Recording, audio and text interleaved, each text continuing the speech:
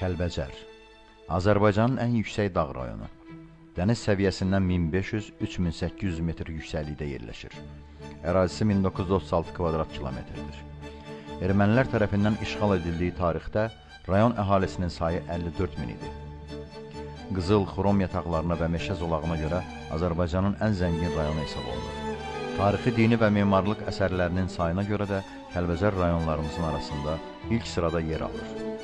Rayon qərbdə Ermənistan Respublikası, şimalda Daşkəsən, Göygöl, Goranboy, şimal-qərbdə Tərtər, şərqdə Ağdam, Xocalı, cənubda Laçın rayonları ilə həmsərhəddir. Hazırda Respublikanın müxtəlif bölgələrində məskunlaşan Kəlbəcər rayonunun qeydiyyatında olan insanların sayı 85 mindən çoxdur və onlar qaçqın statusundadırlar. Kəlbəcər Dağlıq Qarabağ Muxtar Vilayətinin xaricində işğal olunan ikinci rayondur. Kəlbəcər dövrün rəhbər dairələrində formalaşan ermənilər beynəlxalq reaksiyalardan ehtiyatlanaraq Dağlıq Qarabağdan kənara çıxmayacaq və Kəlbəcərə heç bir vaxt hücum etməyəcəklər kimi səhv fikrin qurbanı oldu.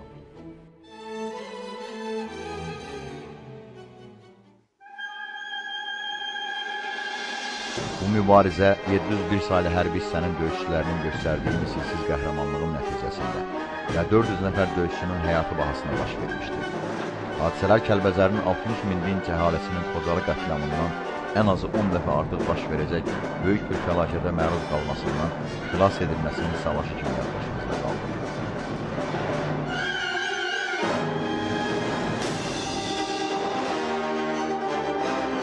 Fevral 1993-cü il. Ağdərə rayonunun böyük bir hissəsinin işğal olunması Kəlbəcərə gedən yolların bağlanmasına və rayonun blokadaya alınmasına səbəb oldu. Rayonun Azərbaycanla əlaqələri böyük ölçüdə kəsildi və faktiki olaraq Kəlbəcər mühasirə altına düşdü. 26 mart 1993-cü il.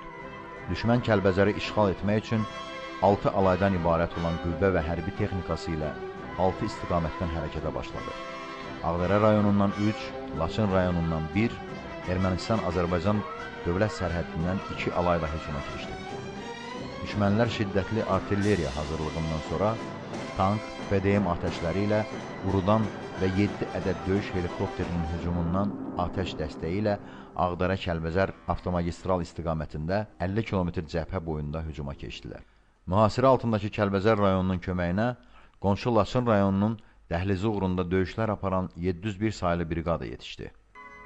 701-ci briqadanın komandirinin əmri ilə briqadanın 1-ci taboru Kəlbəcərə doğru hərəkət edən düşmənin qarşısını almaq üçün döyüşlərə başladı.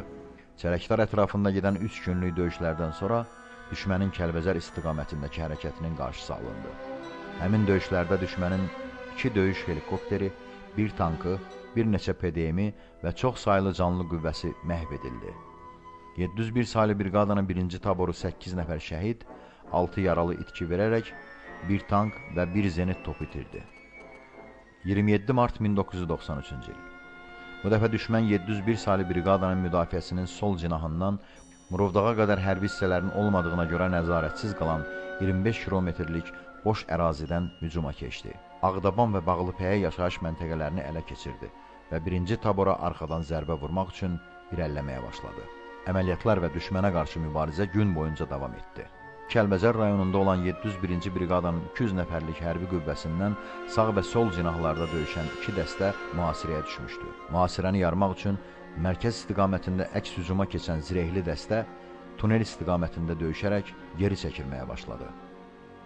Gedən şiddətli döyüşlər nəticəsində və cinah dəstələrinin mühasirəyə düşməsi nəticəsində döyüşçülərin sayı 30 nəfərə enmiş, dəstənin əlində cəmi 2 tankı və 3 PDM qalmışdı.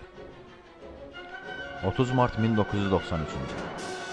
Müdafiə qüvvələrimizin yox dərəcəsində olması, Kəlbəcər rayonunun faktiki olaraq mühasirə şəraitində olmasını nəzərə alaraq, ölkə rəhbərliyi Kəlbəcər rayonu əhalisinin təxliyə edilməsi haqqında fərman verdi.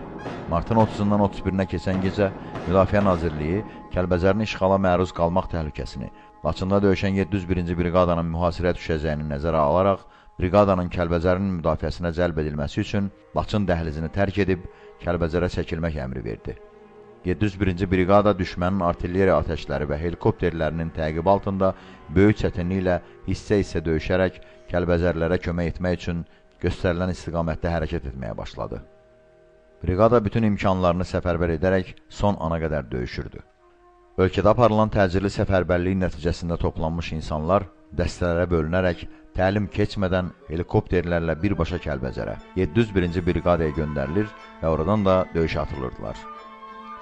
Çoxları əlinə silahı ilk dəfə götürsələr də cəsarətlə döyüşürdü. Budur, cəmi 15 dəqiqə əvvəl silahla yenicə tanış olmuş 50 əskər magistral yolu ilə tunelə doğru düşmən qüvvələrinin üzərinə əks hücuma keçir. Məqsəd tuneli əldə saxlamaq və Kəlbəcər əhalisinin təxliyəsini təmin etmək idi. 50 nəfərlik döyüşçü qrupu son nəfəsinə qədər mübarizə apardı və sonda düşmən tuneli ələ keçirməyə müvəffəq oldu. Sərhəd 31 mart 1993-cü il səfərbərliyin nəticəsində helikopterlərlə Kəlbəcərə gətirilərək 701-ci briqadanın sərəncamına verilən dəstələrin cəsarətlə döyüşərək tunelə çatması və artilleriya divizionunun düşməni atəşə tutması işğalçıları bərk təşvişə saldı. Təşvişə düşən düşmən Kəlbəcərin işğalının sual altına düşdüyünü, Azərbaycan döyüşçüləri ilə artıq bacara bilməyəcəklərini bəyan edib əlavə yardım istədilər. Ermənistandan çağırılan əlavə hərbi qüvvələr aprelin 1-də briqadanın arxasına çıxaraq Kəlbəcərin işğalına qoşuldular. 2 motatıcı alay Ermənistan sərhəddindən Kəlbəcərə soxulurdu. Sərhədçilərimiz bu qüvvənin qarşısını almaq üçün müqavimət göstərərək geri çəkilmək məcburiyyətində qaldılar. Gedən döyüşlərdə 29 sərhədçi şəhid oldu. Bu vaxt 701-ci briqadanın Laçından gələn 5-ci taborunun 60 döyüşçüsü Kəlbəcərlərə çatıb sərhədçilərə birləşdilər. Çətin keçən döyüşlərdə tabor komandiri də daxil olmaqla 5-ci taborun əsgərlərinin böyük əksəriyyəti həyatını itirdilər. Eyni vaxtda briqada komandirinin rəhbərliyi altında 4-cü taborun 100 döyüşçüsü və 20 nəfərdən ibarət komendant dağımı, 1 tank və 1 PDM ilə Qamışlı körpüsünü və Çiçəkli dağını əzmkarlıqla müdafiə edirdi. Döyüşlər zamanı müdafiəçilər hər 10 dəqiqədən bir nəfər itki verirdi. Döyüşlərdə Çiçəkli dağı 3 dəfə əldən ələ keçdi. Müqavimət göstərmənin imkansız olduğu vəziyyətdə belə onlar düşmənin 1 tankını və çox saylı əskərini məhv etmişdilər.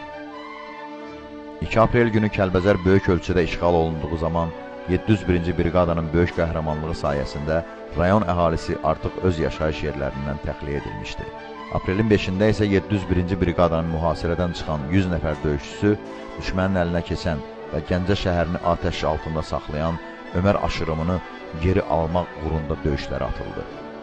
26 nəfər şəhid, 20 nəfərin yaralanması hesabına Ömərli aşırımı gecə saat 3-də düşməndən azad edildi. Həmən gün Laçından Kəlbəcərə gedən 701-ci briqadanın 2-ci taboru da döyüşərək Kəlbəcərə daxil oldu. Onlar mühasirə vəziyyətində 5 gün döyüşə-döyüşə piyada hərəkət edib, döyüş zamanı şəhid olanları yol boyu dəfn edərək Çarkənd-Daşkəsən istiqamətində Murovdağ silsiləsini aşıb Daşkəsən rayonuna gəldilər. 701-ci briqadanın, Kəlbəcər rayonu könüllülərinin, mülki və hərbi aviasiyanın fədakarlığı nəticəsində 400 nəfər şəhid verərək Xocaldan 10 dəfə böyük qətliamının qarşısı alındı. Baş verən bütün döyüşlərdə düşmənin dəfələrlə bizdən artıq canlı və texniki gücü məhv edildi. Əksər hallarda son əskər şəhid olana qədər və 1-12 nisbətində döyüşərək mübarizə aparıldı.